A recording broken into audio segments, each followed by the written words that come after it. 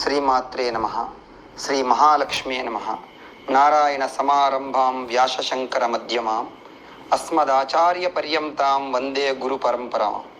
నారాయణం నమస్కృత్య నరం చైవ నరోత్తమం దేవీం సరస్వతీం వ్యాసం తతో జయముధీరయేత్. వివిధ దానములు వాని మహత్యములు. నారద మహర్షి మాటలను విని అంబరీష మహారాజు నారద మహర్షికి నమస్కరించి, మహర్షి, వైశాఖ మాసమున చేయదగిన దానములివియేనా? మరి ఇంకనూ ఉన్నవా? అవి ఏవి? వాని ఫలితములు కూడా దయించి వివరింపమని కోరెను. అప్పుడు నారద మహర్షి ఇట్లనెను: చల్లని గాలి తగులుచు సుఖనిద్రను కలిగించు పర్యంకమును సద్బ్రాహ్మణ గృహస్థునకు దానమిచ్చిన వారు ధర్మ సాధనకు హేతువైన శరీరమును వ్యాధి బాధలు లేకుండా జీవింతురు. ఎట్టి తాపత్రయములు ఆది వ్యాధులు లేకుండా సుఖముగా జీవింతురు. ఇహలోకములను అనుభవించురు. పాపములు లేకుండా ఉందురు. అంతే కాదు, మహాయోగులు సైతం పొందలేని అఖండ మోక్ష సామ్రాజ్యమును పొందురు. వైశాఖ మాసపు ఎండలకు బాధపడిన వారికి, బ్రాహ్మణ శ్రేష్ఠులకు శ్రమను పోగొట్టునట్టి ఉత్తమ పర్యంకమునిచ్చి ఇహలోకమునట్టి బాధను పొందురు. ఆ సత్పురుషుడు, సద్బ్రాహ్మణుడు ఆ శయనముపై శయనించును, కూర్చున్నను దాత తెలిసి తెలియక చేసిన సర్వపాపములు అగ్నిచే కర్పూరము దహించబడినట్లు నశించును. ఇహలోక సుఖములను అనుభవించి మోక్షములను పొందును. స్నాన మాత్రముననే పుణ్యములనిచ్చు వైశాఖ మాసమున కసిపును మంచముపై ఉంచి ఆచ్ఛాదనము గల పరుపును ఉత్తమమైన ఆహారమును దానం చేయువారు చక్రవర్తులై, చక్రవర్త సమానులై తమ వంశము వారితో పాటు శారీరక మానసిక బాధలు లేకుండా సుఖశాంతులతో అభివృద్ధి నందుదురు. ఆయురారోగ్యాలను, కీర్తి ప్రతిష్టలను పొందుదురు. 100 తరముల వరకు వాని కులమునకు ధర్మహీనుడు జన్మించడు, తుదకు ముక్తి నందును.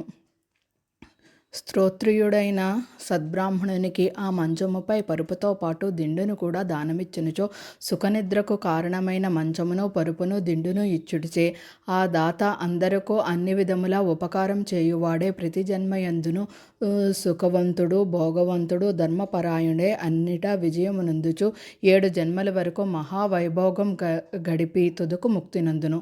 తనతో పాటు 7 తరముల వారికి ముక్తిని కలిగించును.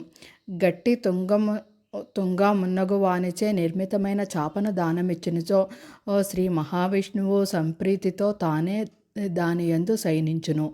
ఓర్న ఉన్ని గొర్రెబొచ్చు నీటి యందు పడినను తడవకనుందునో అట్లే పర్యంక శయ్యాదానం చేసిన వారు సంసార సముద్రములో నున్నను ఆ వికారములన్నింటినీ స్థితిని పొందుదురు. అట్టి పర్యంక శయ్యాదానమును చేయలేని వారు కటదానమును చేయవచ్చు. శక్తియుండి పర్యంక శయ్యాదానము చేసిన వచ్చునట్టి పుణ్యమే అసక్తులై కట శయ్యాదానం చేసిన వారికి వచ్చును. పడుకొనిన వారికి నిద్రించే శ్రమ, దుఃఖము నశించును. అట్టి నిద్రను కలిగించు కటదానము దాతకు సర్వసుఖములను ఇచ్చును. రాజా, వైశాఖ మాసమున కంబళి దానం చేసిన వారికి అపమృత్యువును పోగొట్టి చిరకాలము నిశ్చింతగా సుఖజీవనం కలవానిగా గావించును. ఎండచే పీడింపబడిన వానికి వస్త్రం దానం చేసినచో పరిపూర్ణ ఆయుర్దాయమునంది తుదకు ముక్తి నందును. లోని తాపము పోగొట్టు కర్పూరమునకు దానమిచ్చినచో ముక్తి ఆనందం కలుగును, దుఃఖములు నశించును. ఉత్తమ బ్రాహ్మణునికి పుష్పములు దానమిచ్చినచో సర్వజనులను వశపరుచుకునే మహారాజే చిరకాలము సుఖించును. కుమారులు, మనవులు మున్నగు వారితో సర్వసుఖములను నంది ముక్తి పొందును. సూర్యుడు మేషరాశిలో నుండగా వైశాఖ మాసమున కర్పూర తాంబూల దానమిచ్చినచో చక్రవర్తియే మోక్షమునందును. చర్మమునకు, ఎముకలకు గల సంతాపములు పోగొట్టు చందనమును దానమిచ్చినచో సంసార తాపత్రయము నశించి సుఖించును. దుఃఖములు, పాపములు లేకుండా జీవించి ముక్తినందును.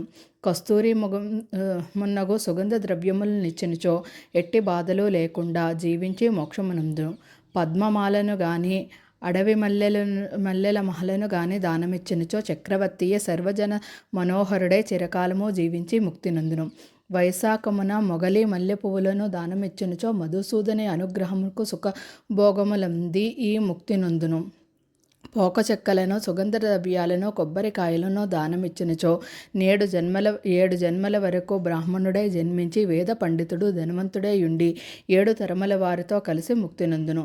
సద్బ్రాహ్మణుని ఇంటిలో విశ్రాంతి మండపమును కట్టించి ఇచ్చినచో వాని పుణ్యము ఎంతయని చెప్పుటకు మాటలకందనిది సుమా. నీడనిచ్చు మండపము, నీడలోనున్న ఇసుక తిన్నెలు, చలివేంద్రము వీనిని నిర్మించి బాటసారులకు జనులకు ఉపకారం చేసిన వారు లోకాధిపతులగుదురు. మార్గమున తోట, చెరువు, నూయి, మండపము వీనిని నిర్మింపచేసిన వారికి పుత్రులు లేకున్నను ధర్మలోపం అందువలన భయం లేదు. నూయి, చెరువు, తోట, విశ్రాంతి మండపము, చలివేంద్రము పరులకు ఉపయోగించు మంచి పనులు చేయుట, పుత్రుడు 27 సప్త సంతాపములని పెద్దలు చెప్పుచున్నారు. వీనిలోని ఒకటి చేయుకును మానవునకు పుణ్యలోక ప్రాప్తి లేదు. సత్శాస్త్ర శ్రవణము, తీర్థయాత్ర, సజ్జన సాంగత్యము, జలదానము, అన్నదానము, అశ్వత్థారోహణము, పుత్రుడు 7 సప్త సంతానములని వేదవేత్తలు చెప్పుచున్నారు.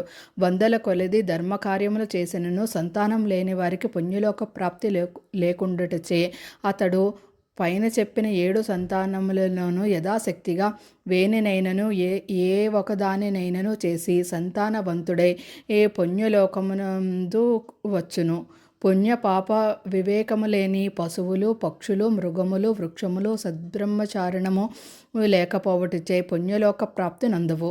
కానీ ఈ పుణ్యపాప వివేచనాశక్తి కలిగిన మానవునికి సద్ధర్మలను ఆచరించినచో వారికి పుణ్యలోకములెట్లే కలుగును.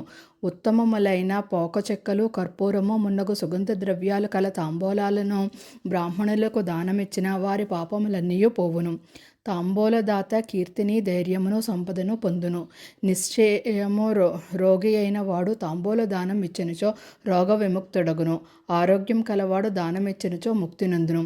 వైశాఖ మాసమున తాపహారికమైన తక్రమును దానమిచ్చినవాడు విద్యావంతుడు ధనవంతుడు అగును. కావున వేసవి కాలమందు తక్రదానము తప్పక చేయదగినది సుమా. వేసవి కాలమున ప్రయాణం చేసి అలసిన వారికి మజ్జిగనిచ్చిన మరింత పుణ్యము కలుగును. నిమ్మపండ్ల రసము, ఉప్పు కలిపి మజ్జిగ అయిన దప్పిక కలవానికి హితకరముగా నుండును. వైశాఖ మాసమున దప్పిక తీరుటకై బాటసారులకు సద్బ్రాహ్మణులకు పెరుగు కుండనిచ్చినచో కలుగు పుణ్యం ఎంతటిదో నేను చెప్పజాలను. అనంత పుణ్యఫలము కలుగునని భావము. లక్ష్మీ వల్లభుడైన మధుసూదనుడు ప్రియమైన వైశాఖ మాసమున శ్రేష్టమైన బియ్యమును దానమిచ్చిన వారు పూర్ణాయుర్దాయమును అన్ని యజ్ఞములు చేసిన పుణ్యఫలమును పొందుదురు. తేజోరూపమైన గోప్రమమును సద్బ్రాహ్మణుకు దానమిచ్చిన వారు అశ్వమేధ యాగము పుణ్యమునందు తుదుకు విష్ణు పదమును చేరుదురు. విష్ణు ప్రీతికరమైన వైశాఖ మాసమున బెల్లమును దోసకాయను దానమిచ్చిన వారు సర్వ పాపములను పోగొట్టుకుని శ్వేతద్వీపమును వసింతురు. పగటి ఎండకు అలసిన వానికి సాయంకాలం చెరుకుగడను బ్రాహ్మణులకు దానమిచ్చినచో వానికి గలుగు పుణ్యమనంతము. వైశాఖ మాసమున సాయంకాలమున ఎండకు అలసిన బ్రాహ్మణులకు పానకమును దానమిచ్చినచో చేసిన పాపములు పోగొట్టుకుని విష్ణులోకమును చేరును. పండ్లను, పానకమును దానమిచ్చినచో దాత యొక్క పితృదేవతలు అమృతపానము చేసినంత ఆనందం పొందుదురు. దాతకు వాని పితృదేవతల ఆశీస్సులు లభించును. వైశాఖ మాసమున పానకముతో పాటు మామిడి పండ్లను దానమిచ్చినచో సర్వ పాపములు హరించును.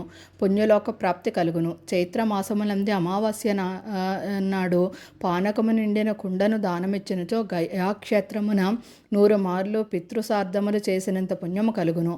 ఆ పానకమున కస్తూరి, కర్పూరము, వట్టివేళ్ళు మున్నగు వానిని కలిపి చైత్రమాసమునందల అమావాస్య నాడు దానమిచ్చినచో వివిధ రీతుల్లో చేయవలసిన శ్రాద్ధములు నిర్వర్తించిన పుణ్యము కలుగును అని నారదుడు అంబరీష మహారాజుకు వివరించును.